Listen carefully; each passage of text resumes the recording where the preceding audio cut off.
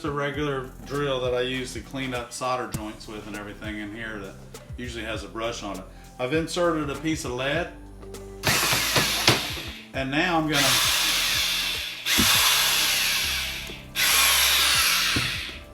I just made a lead rope frame. We're in the gallery this afternoon and we finished up this cute little stained glass panel with a cool frame around it. Easy to fix, and Ed, that's just such a great trick you showed him today. Well, what it does, Barb, is it fills up the outside, gives it a nice look, and it won't come apart, and that's what we want. Learn more about making stained glass for fun and profit on the ARTyRv channel on YouTube.